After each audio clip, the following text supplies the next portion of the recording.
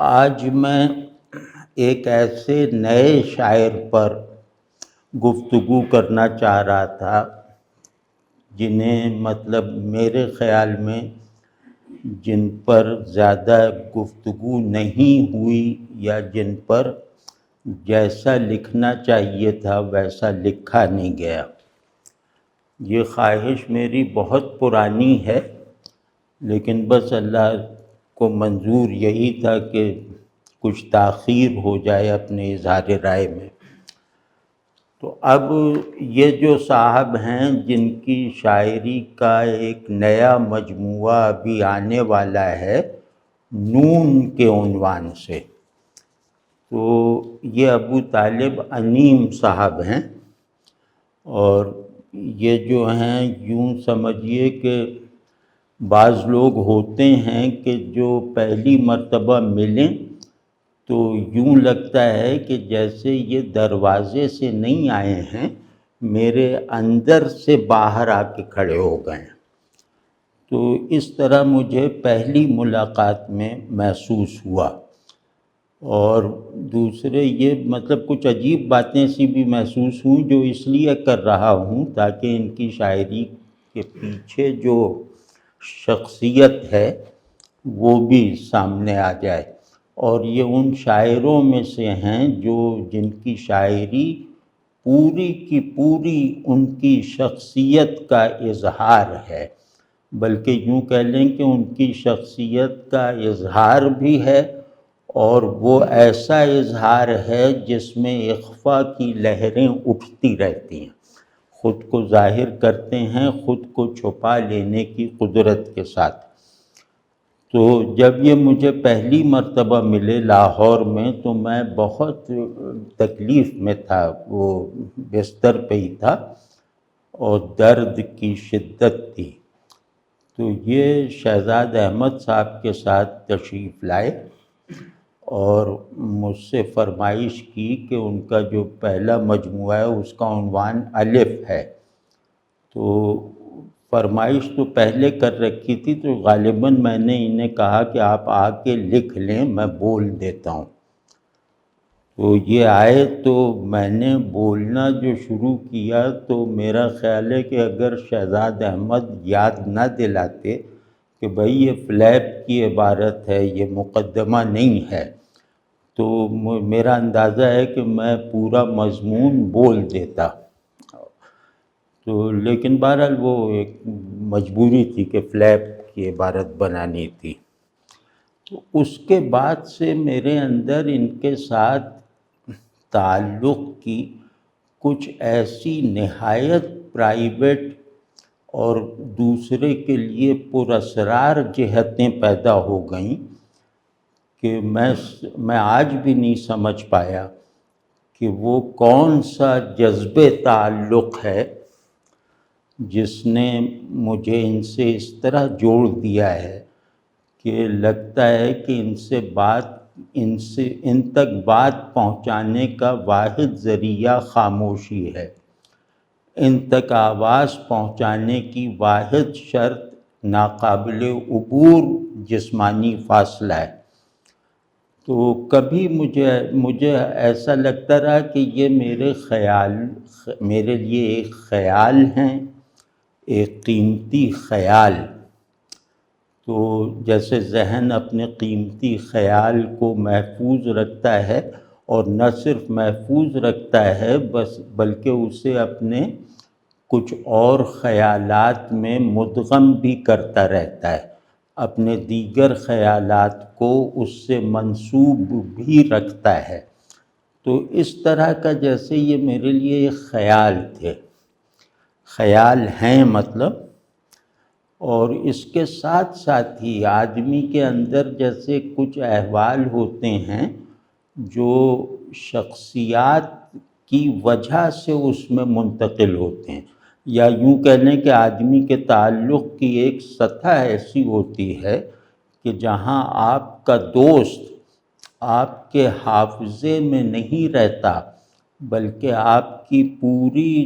پورا نظم وجود ہے، اس میں ایک بنیادی حرکت اور ایک مرکزی حال کی طرح حاضر رہتا ہے۔ تو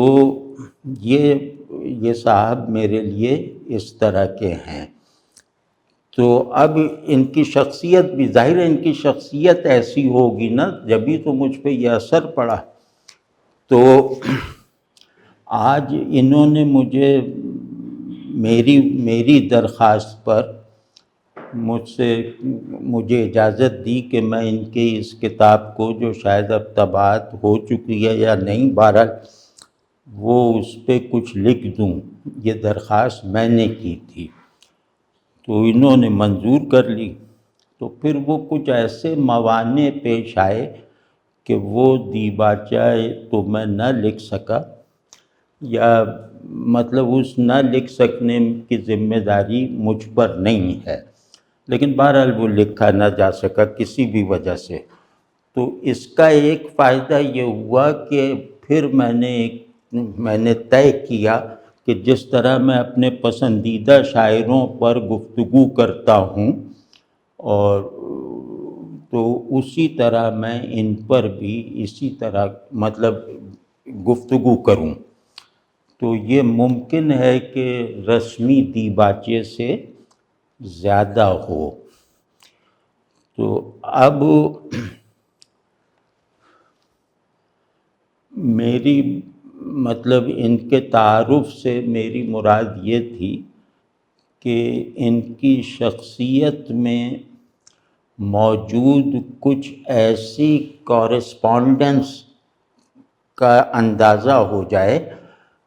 کہ جو سمپل تجربات میں نہیں سماتی۔ یعنی آدمی اگر ٹوٹل شعور بن کے سوچے تو وہ اس کی جو کورسپونڈنس اس کے موضوعات کے ساتھ، اس کے آبجیکٹس کے ساتھ ہوگی، وہ بہت پیچیدہ ہوگی، بہت گہری ہوگی، اور بہت زیادہ جدلیاتی ہوگی۔ تو یہ ان میں ان کی شخصیت کا یہ حصہ، جو میرا خیال ہے کہ ان کی شخصیت کا جوہر ہے، یہ حصہ ان کی شاعری میں یا ان کے دوسرے مجموعے میں زیادہ زور کے ساتھ آیا ہے۔ اور آج ہم پہلی نشست کر رہے ہیں، ایک دو نشستیں ممکن ہے کہ اور ہوں۔ تو ان کے پہلے جیسے شاعری پڑھنے کا طریقہ یہ ہے کہ پہلے یہ دیکھنا چاہیے کہ اس شاعر کا اسلوب کیسا ہے۔ تو اس کے اسلوب میں جو انفرادی عناصر ہیں، جو امتیازی اجزاء ہیں، وہ اگر سامنے آ جائیں تو پھر اس شاعر کے تھیمز کو سمجھنا آسان ہو جاتا ہے، یا اس کی شاعری میں موجود جو ہے، اس کے لفظوں میں جو چیز ہے، اس چیز کو ایک پریزنس حاصل ہو جاتی ہے، فہم ہی نہیں، ایک پریزنس حاصل ہو جاتی ہے۔ تو وہ اسلوب ان کا مطلب میں عرض کرتا ہوں کہ پہلی بات تو یہ کہ ان کا اسلوب شاعرانہ کم ہے اور عارفانہ زیادہ ہے۔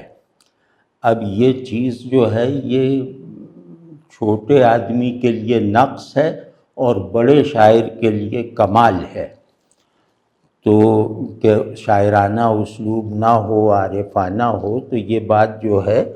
جو معمول کے شعراء ہوتے ہیں ان کے لیے یہ بات ناقابل قبول ہے اپنے لیے، لیکن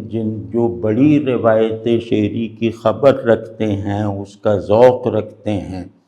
وہ یہ جان سکتے ہیں کہ بڑی شاعری کی ایک قسم ایسی ہوتی ہے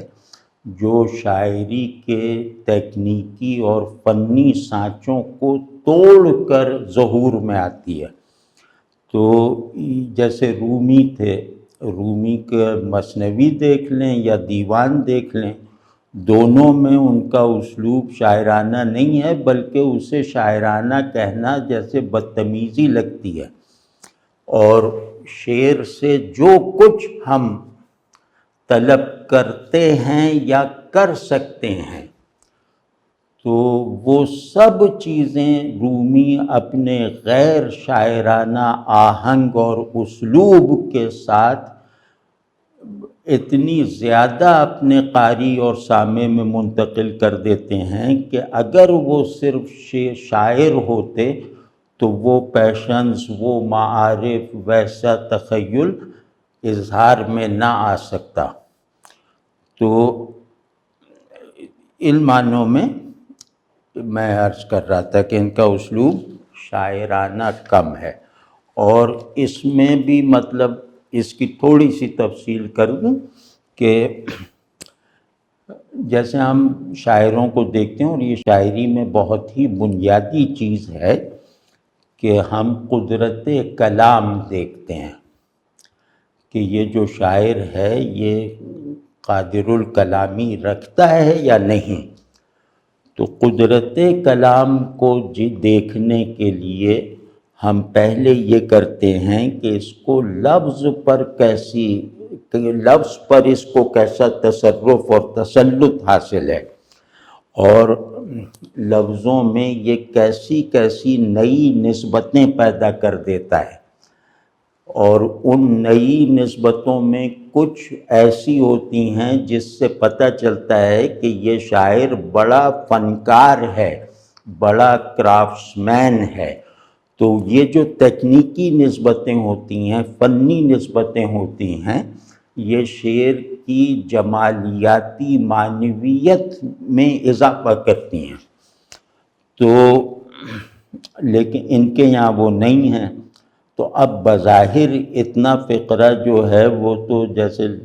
لگے گا کہ ہم ان کا نقص بیان کر رہے ہیں، لیکن ان کے یہاں تخیل اور جذبے میں ایسی صداقت ہے، ایسی پیورٹی ہے، اور اس کے ساتھ ساتھ اتنی شدت ہے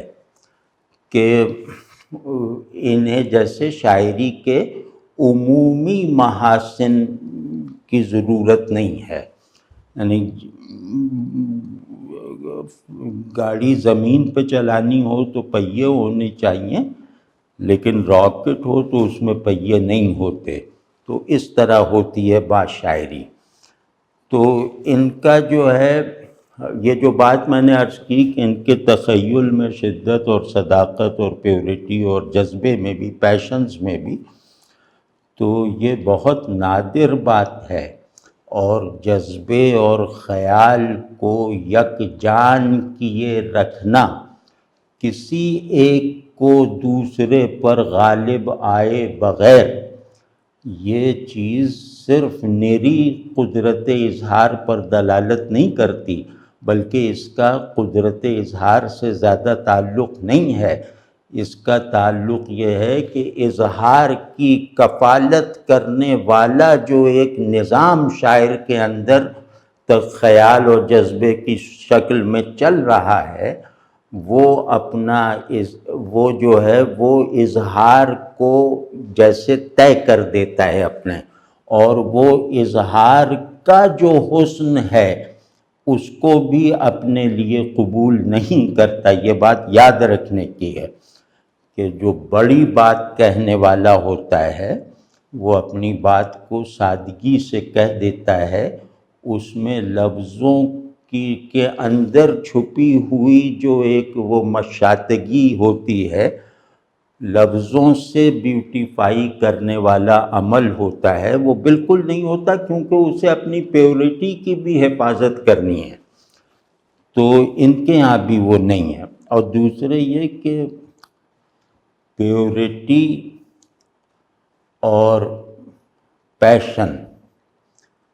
یہ ساتھ نہیں چل سکتے۔ پیورٹی کا مطلب ہوتا ہے کہ آدمی ایک محضیت،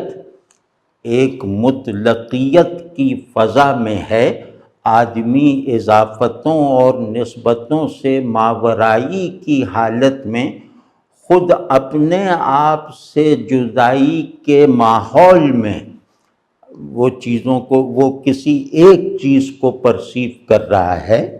کسی ایک بڑی پریزنس میں موجود ہے۔ یا خود اس پریزنس میں ڈھل چکا ہے، تو وہ پھر ہوتا ہے کہ وہاں جو پیشن ہے وہ پیشن بھی مطلب جذباتیت نہیں ہوگا، اور وہاں جو تخیل ہے وہ تخیل بھی آرائشی نہیں ہوگا، کیونکہ اگر یہ دونوں چیزیں وہ پیدا کرے تو وہ اس فضا میں رہنے کا اس کا جواز نہیں رہ جائے گا، اسے اس فضا سے نیچے اتر کے پھر شاعروں کی طرح اپنے تجربے کا اظہار کرنا پڑے گا، جو بہت سے لوگ قبول نہیں کرتے۔ اس کی سب سے بڑی مثال رومی ہے۔ تو اب یہ جو کتاب ہے جس کی غزلوں کے انتخاب پہ ہمیں بات کرنی ہے، یہ نون، یہ نام بھی یہ کچھ الف پہلے کا رکھا، اب نون رکھا ہے۔ تو بہرحال یہ جو کتاب ہے یہ اس پہلو سے بھی منفرد ہے کہ اس میں ابو طالب علیم صاحب نے خدا، کائنات اور انسان، یہ تین تقدیری دائرے ہیں، اور ان تین دائروں پر نظر کیے بغیر، ان تینوں دائروں میں خود کو منسوب رکھے بغیر آدمی آدمی اپنے موجود ہونے کے معیار پر پورا نہیں اتر سکتا، اور نہ ان تینوں دائروں سے لا تعلقی کی حالت میں میرا شعور اپنی اصل ساخت کے ساتھ، اپنے اصل تخیل اور تفکر کے ساتھ کام کر سکتا ہے، کیونکہ جب تک کل نہ ہو، کل کا پرسپیکٹو نہ ہو تو اجزاء کا فہم بھی ناممکن ہے۔ تو یہ گویا تین کل ہیں جو کسی ایک کے حوالے سے جو ہے وہ پہچانے جاتے ہیں۔ ان تینوں میں سے کوئی ایک مرکزی کردار بنتا ہے، اور پھر اس کے نتیجے میں ایک یونیورس آف ڈسکورس پیدا ہوتا ہے، اور وجود میں سچائی کے حقائق اور احوال وہ داخل ہوتے ہیں۔ تو انہوں نے خدا کیا ہے، کائنات کیا ہے، انسان کیا ہے، یہ تین تقدیری سوالات ہیں، اور انسان کی ہر وجودی سرگرمی اور ہر شعوری منصوبہ ان تین سوالات کا جواب دینے کی کوشش ہے، یا ان تین سوالات کو زندہ رکھنے کی کاوش ہے۔ میرا سارا علم، میرے سب احوال و کیفیات انہی میں ہیں۔ تو اب اس میں ان کا جو مجھے حیرت ہے کہ ایک آدمی طے شدہ مباحث میں، ایک آدمی بہت بڑے لوگوں کی بنائی ہوئی دنیائے احوال اور جہان تخیل میں اپنے آپ، اپنی انفرادیت کی نہ صرف یہ کہ حفاظت کر سکتا ہے، بلکہ اس انفرادیت کے اظہار کو اسی معیار پر پورا اترنے کے لائق بھی بنا سکتا ہے۔ یعنی اس کی مثال یہ ہے کہ ایک فرد حقیقی جو ہے وہ اپنے پیراڈائم میں رہتے ہوئے ایک گرینڈ پیراڈائم میں اجنبی نہیں رہ جاتا۔ تو یہ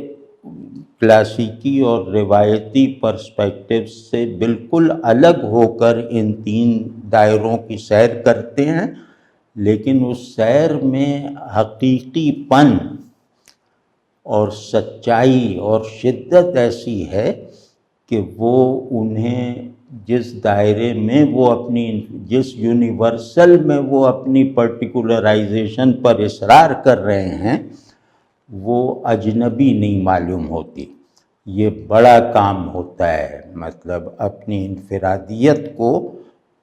اصول کے دائرے میں اجنبی نہ رہنے دینا، یہ بڑا کام ہوتا ہے۔ تو انہوں نے ان تینوں کو جو ہے نا وہ روایتی اور کلاسیکی پرسپیکٹو سے نکال کر دیکھا اور دکھایا ہے۔ تو جیسے میں 1 منٹ، یہ جو کچھ شعر میں نے ان کے نقل کیے ہیں، تو اس کی جیسے کچھ مثال دیتا ہوں اور باقی اس پہ شرح کا کام بعد میں کریں گے۔ میں خالی آنکھ سے تکتا رہا خدا کی طرف، میں خالی آنکھ سے تکتا رہا خدا کی طرف، تب اس نے رو کے بتایا مجھے کہ رونا تھا۔ اب یہ ایک عجیب صورتحال ہے، ایک عجیب پیراڈاکس ہے جو ہماری جو روایتی تناظر ہے اور روایتی احوال اور جو حضور کی سچویشنز ہیں انسان اور خدا کے درمیان، اس میں یہ بالکل الگ بات ہے۔ مطلب اس کا کوئی بھی جز جو ہے وہ کسی بھی کل سے نکلا ہوا نہیں ہے۔ تو یہ بہت عجیب سا، اب آپ دیکھ رہے ہیں نا، میں خالی آنکھ سے تکتا رہا خدا کی طرف، کہ میں اسے دیکھنے کے عمل میں مشغول تھا، اسے دیکھ لینے کی محویت میں تھا، تو اس نے وہ محویت بھی پہلے مجھے کبھی تعلیم کی تھی اپنی محویت دکھا کر، تو اب مجھے ترقی دینے کے لیے وہ یہ کہہ رہا ہے کہ اب محویت کافی نہیں ہے، اب اس کامیڈی کو ٹریجڈی بناؤ، اور یہ جو ہے جیسے اطمینان سے قلق کی طرف جاؤ، کیفیت وصال میں رہتے ہوئے فراق کی حقیقت کو ہمارے اور اپنے درمیان جو ہے وہ مؤثر رکھو، زندہ رکھو۔ تو خیر اس کے بہت معنی وہ بعد میں ہم دیکھیں گے انشاءاللہ۔ تو یہ جیسے ایک مثال ہوئی نا کہ خدا اور انسان، تو ان کے درمیان تعلق کے مستند آداب ہیں، مستند احوال ہیں، مستند معارف ہیں۔ تو ان سب چیزوں سے، اس پورے خزانے سے بالکل الگ ایک موتی نکال کے کوئی لے آئے باہر سے، تو یہ چھوٹی بات نہیں ہوتی، یہ بڑی بات ہے۔ اور اس بڑی بات میں فنکاری اور شاعری کا ہاتھ نہیں ہے، اس بڑی بات میں آدمی کے اندر موجود گہرائیوں کا اندازہ ہوتا ہے، اور ان گہرائیوں کا اس کی شخصیت میں دخیل ہونا ظاہر ہوتا ہے۔ تو یا جیسے ایک پل ہی کو صحیح، اب یہ انسان ہے، صرف انسان، ایک پل ہی کو صحیح دو میری صورت مجھ کو، ایک پل ہی کو صحیح دو میری صورت مجھ کو، مجھ سے لے جاؤ میں بدلے میں خدا دیتا ہوں۔ اب یہ اس طرح کی فیاضی ظاہر ہے کبھی اظہار میں نہیں آئی، بلکہ کبھی ادراک میں نہیں آئی۔ تو اب اس میں معنی کیا ہے وہ ہم اگلی نشست میں دیکھیں گے، لیکن یہ جیسے دیکھتے ہی پتہ چل جاتا ہے، سنتے ہی پورا یقین ہو جاتا ہے کہ اگر آپ نے وہ سب نہ بھی پڑھا ہو، آپ اپنی روایت سے ناواقف محض ہوں، تو بھی آپ یہ کہہ سکتے ہیں کہ یہ بات پہلی مرتبہ کہی گئی ہے، پہلی مرتبہ سنی گئی ہے۔ تو وہ جو پہلا پن ہے، یعنی بڑے معاملات میں، بڑے احوال اور حقائق میں انسان اس طرح ان سے نسبت پیدا کرے کہ وہ نسبت پہلی نسبت ہو جائے، تو اللہ اور بندے کے تعلق میں جو پہلا پن ہے وہاں تک اگر کوئی پہنچ جاتا ہے اور اس کو پرسنلائز کرنے کی لیاقت پیدا کر لیتا ہے، تو وہ مطلب بہت اہم بات ہے، بہت زیادہ اہم ہے۔ تو اس طرح، یا جیسے یہ کہ تیرا بھی کوئی فرش پہ میرے سوا نہیں، تیرا بھی کوئی فرش پہ میرے سوا نہیں، میرا بھی کوئی عرش پہ تیرے سوا نہ تھا، اس میں اتنے معنی ہیں کہ اعصاب چٹک جائیں گے۔ لیکن یہ جیسے اللہ سے اس طرح کی مساوات کا تعلق پیدا کرنا، یہ اللہ سے محبت کیے بغیر ممکن نہیں ہے۔ تو یہ تو ابھی تو ہم نے لفظ سنا دیا کہ یہ تاکہ اندازہ ہو جائے کہ اظہار اور اس اظہار میں رکھا ہوا مطلب جو ہے وہ دونوں ہمارے لیے غیر معروف تھے۔ تو اب دوسرا جو ان کا ایک اسلوب کا وصف ہے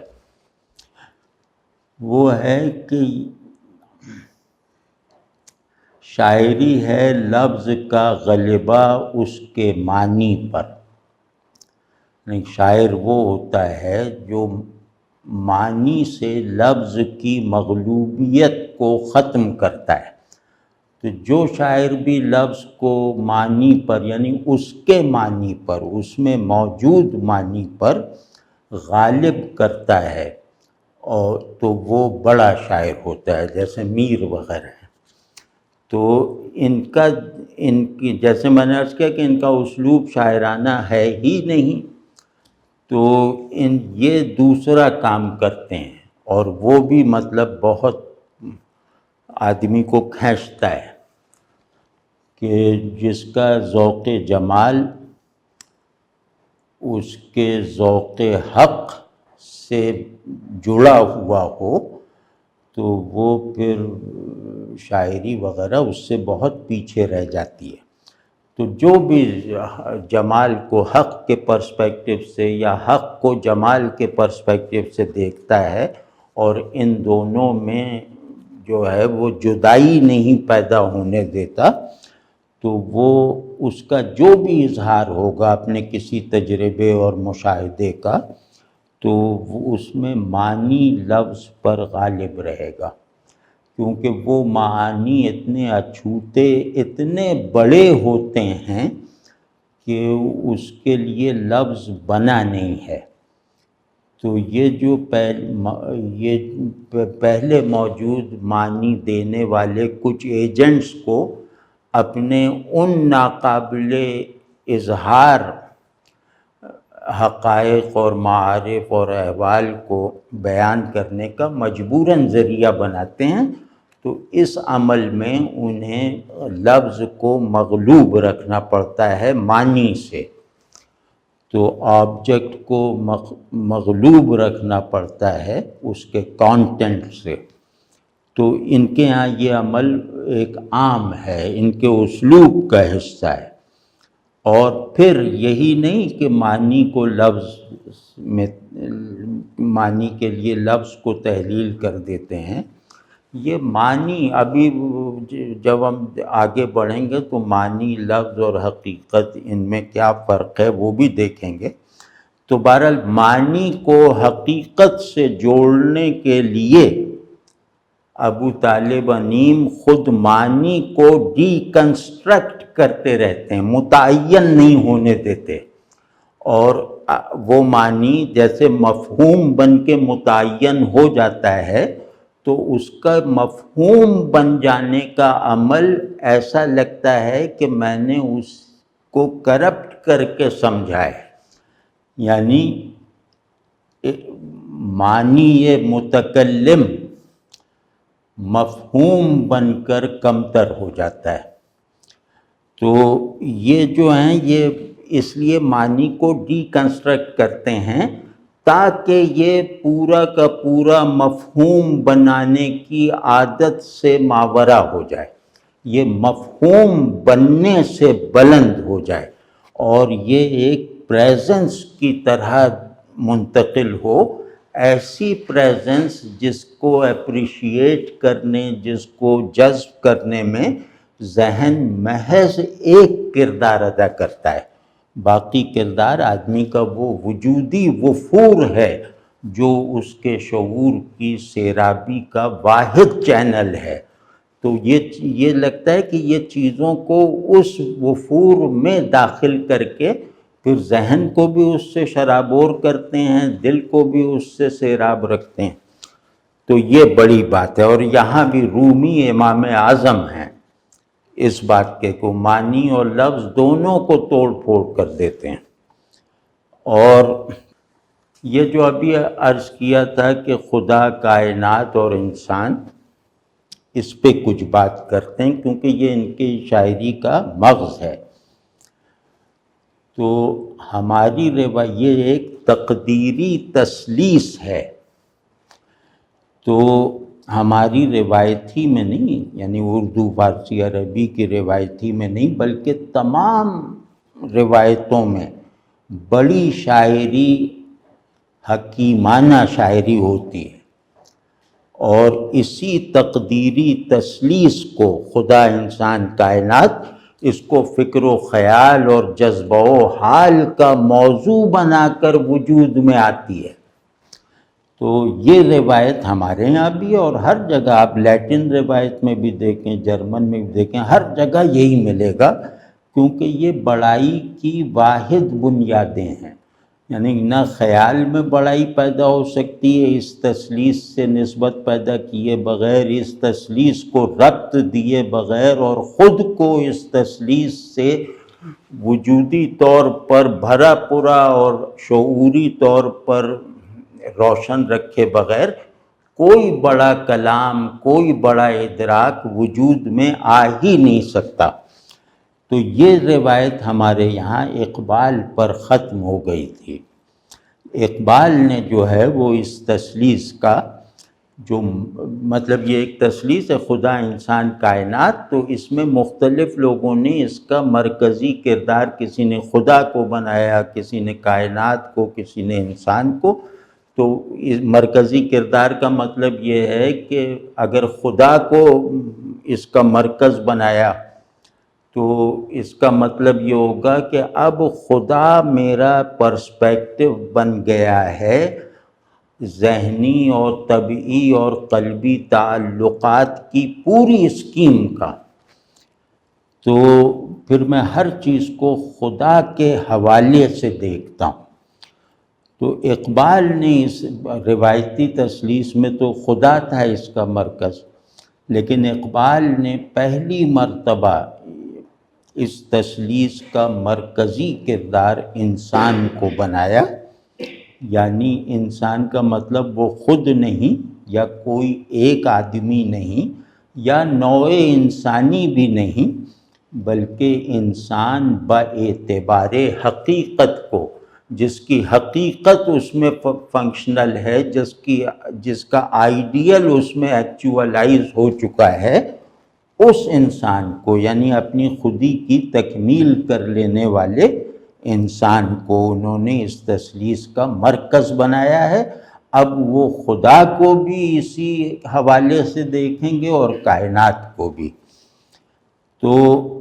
اقبال کو پر ختم اس لیے ہو گئی یہ روایت، مطلب اس کا ایک سبب یہ بھی ہے کہ آپ نے دیکھا ہوگا کہ جو بڑا اور قدیم پیڑ ہوتا ہے نا، جیسے برگد کا 200 سال 300 سال پرانا، تو وہ ڈراؤنا بھی ہوتا ہے، مطلب وہ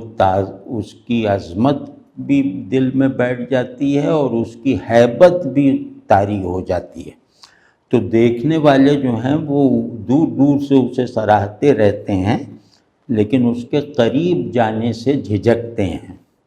تو اقبال کا بھی یہی معاملہ ہے کہ بات کے شعراء ہی نہیں، اہل فکر بھی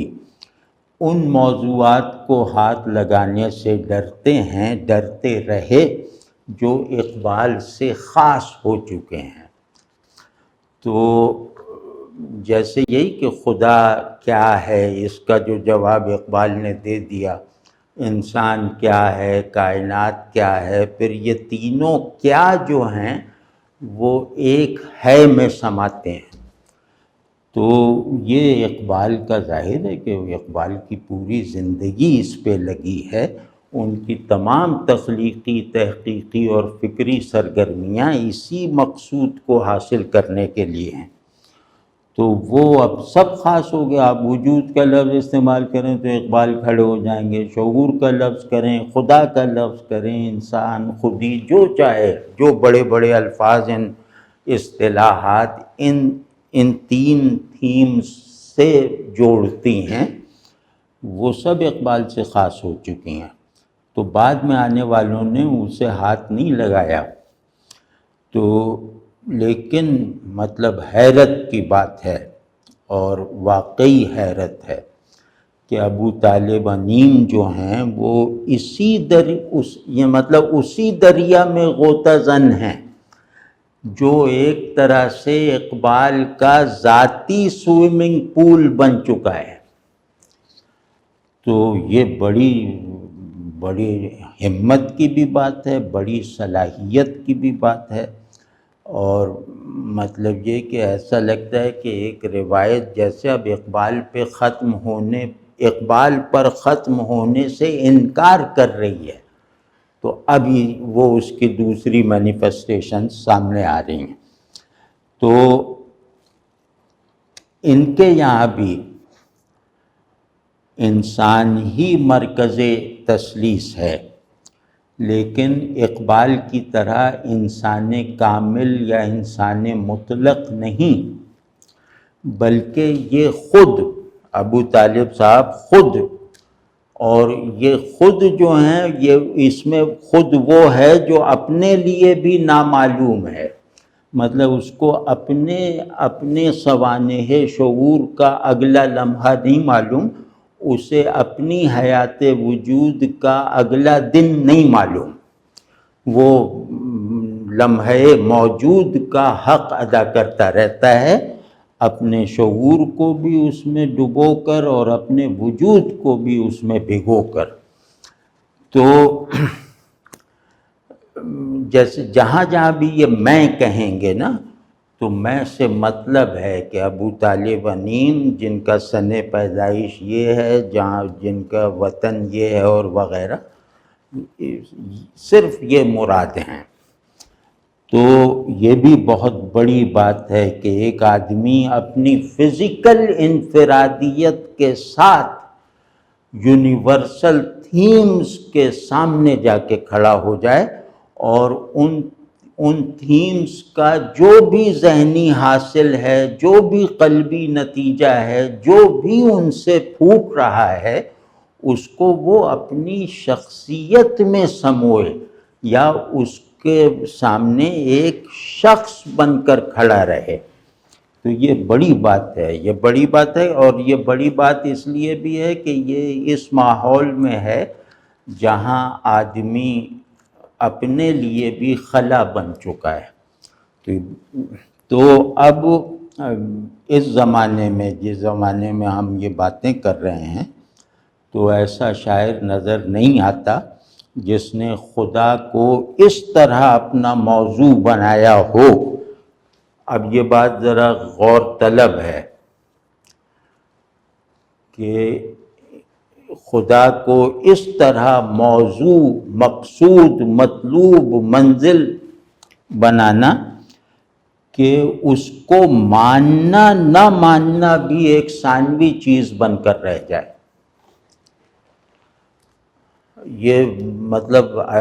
عجیب بات ہے، لیکن عجیب بات ان کی شاعری سے ہی ظاہر ہوئی ہے کہ ماننا نہ ماننا جو ہے وہ ایک طرح سے جیسے خدا کی آزادی کو سلب کرنا ہے، خدا کی تنزیہ کو محدود کرنا ہے، اور خدا اور اپنے تعلق میں خود کو فاعلی حیثیت میں رکھنا ہے. تو ایک درجہ تعلق اللہ سے یہ ہوتا ہے کہ جس کے بارے میں امام غزالی نے فرمایا کہ اللہ ہونے اور نہ ہونے سے ماورا ہے، ہونے نہ ہونے سے بھی بلند ہے. تو یہ ہونے نہ ہونے سے بلند ہونا جس کے مشاہدے، تجربے یا مکاشفے میں آ جائے، تو اس کے لیے ماننا نہ ماننا تو ہونے نہ ہونے کی قبیل سے ہے نا.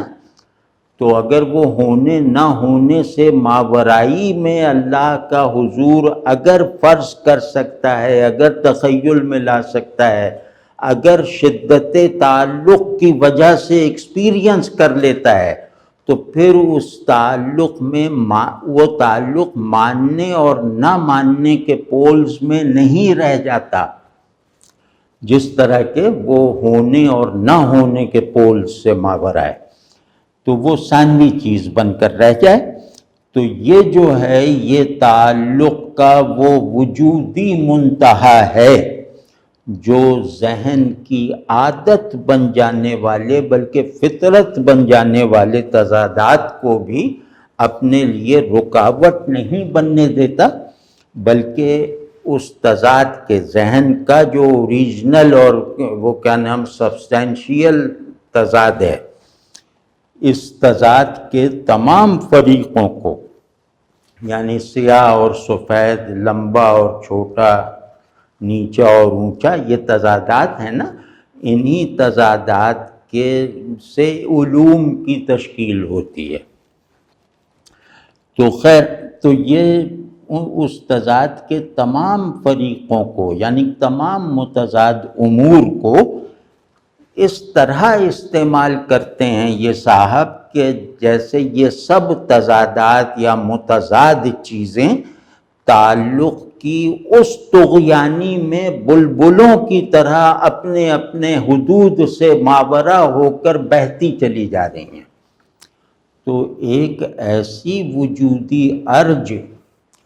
اپنے دائرے میں آنے والی تمام چیزوں کو فراہم کرنا کہ وہ چیزیں اپنی وجودی کنڈیشنز، اپنے وجودی شرائط اور اپنے وجودی حدود و قیود سے ماورائی کی حالت میں ایک کیفیت وجود اور حاصل کر لیں، یعنی وجود کی ایک نئی کیفیت کے حامل بن جائیں۔ تو یہ مطلب ظاہر ہے بڑی بات ہے۔ تو اسی طرح جیسے ایک پہلو سے دیکھیں گے آپ لوگ، انشاءاللہ یہ چھپ جائے تو آپ لوگ دیکھیے گا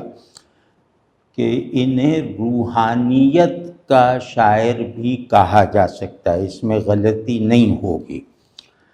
لیکن یہاں بھی ان کی انفرادیت برسر کار ہے، اور وہ یہ کہ روحانیت جیسے ایک ڈسپلن ہے، ایک قاعدے ضابطے کی چیزیں ہیں، نصاب ہے، منزلیں ہیں، مراتب ہیں، راستے کی تمام تفصیلات ہیں، وہ طے شدہ ہوتی ہیں۔ تو انہوں نے یعنی یونیورسل، روحانیت میں ایک یونیورسیلٹی ہوتی ہے جو تمام افراد روحانی کے لیے بائنڈنگ ہوتی ہے۔ تو ان کا عجیب وہ مسئلہ ہے کہ انہوں نے روحانیت کو بھی یونیورسل کی بجائے پرسنل اور پرٹیکولر بنا دیا ہے۔ ذہن اور قلب وغیرہ میں جو فرق ہماری روایت میں کیا جاتا رہا ہے وہ ان کے یہاں معطل ہے، بلکہ بے معنی ہو کر رہ گیا ہے۔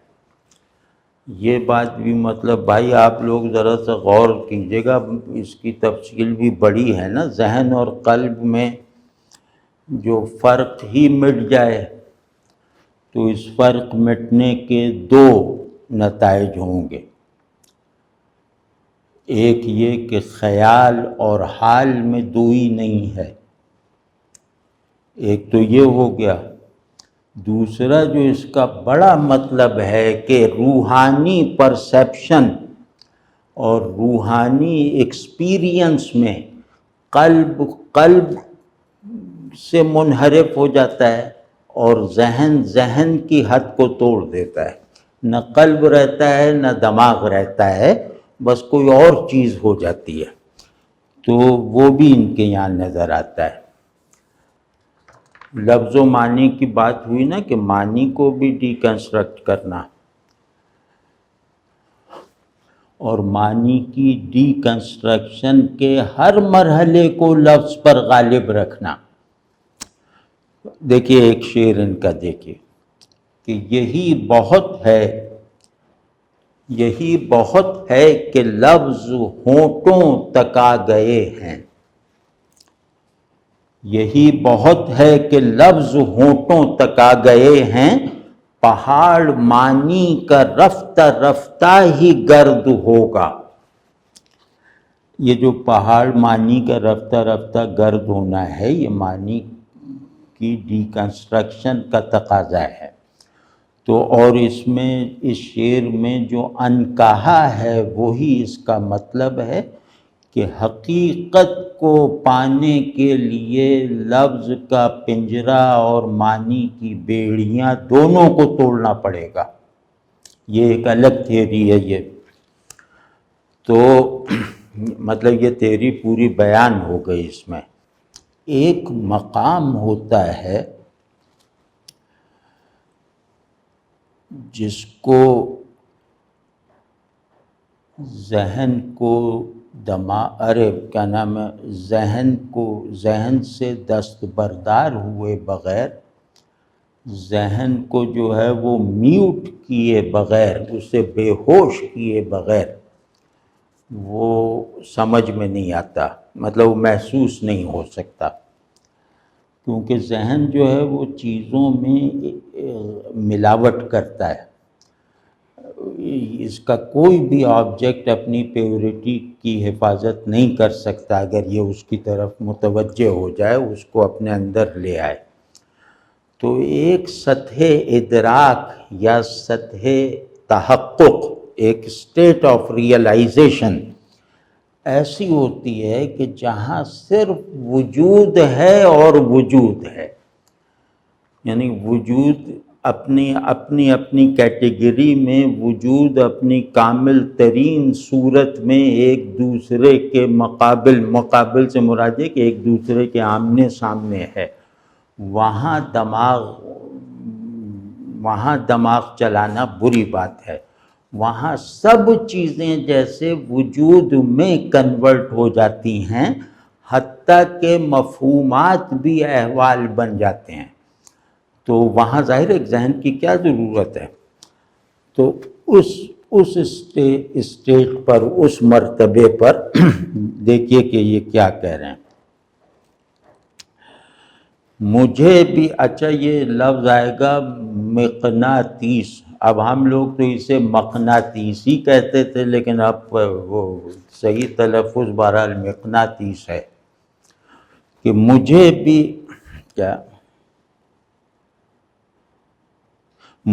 بھی اپنے مقناطیس تک ایک دن پہنچنا ہے۔ یہ مقناطیس کا کیسا استعمال ہے؟ مجھے بھی اپنے مقناطیس تک ایک دن پہنچنا ہے، انیم اب دیکھیے کب راستہ رستے سے ہٹتا ہے۔ بہت زبردست ہے، مطلب اگر آپ اس کو جمالیاتی، یعنی حق اساس جمالیاتی پرسپیکٹیو سے بھی دیکھیں تو یہ بہت طمانیت بخش ہے، یعنی حسن کے ادراک کا جو فوری نتیجہ ہوتا ہے وہ طمانیت ہے، فلفلمنٹ ہے۔ تو یہ فلفلنگ بھی بہت ہے، اس میں تضادات کو بے معنی کر دیا گیا ہے، اس میں وجود کی طاقت کو شعور کے دائرے سے باہر متصرف کر کے دکھا دیا گیا ہے۔ تو یہ مطلب آج شرح نہیں کر رہا، یہ سب شعر ایسے ہیں کہ جس میں شاید ایک شعر پہ بہت زیادہ باتیں کرنی ہوں، تو آج تو جیسے ایک تھوڑا سا تعارف کروا دیا، اور یہ جیسے یہ جو شعر پڑھا ہے، اگر معنی ہی مقصود ہے تو پھر حقیقت ایبسرڈائزیشن کے بغیر نہیں کنسیو ہو سکتی، یعنی بے معنی پن کو تلاش کرو، معنی کے دائرے میں سب چیزوں کو جو ہے وہ ایبسرڈائز کرو گے تو حقیقت کے شعور کو بیدار ہونے کا موقع ملے گا۔ یہ شعر یہ بھی کہہ رہا ہے۔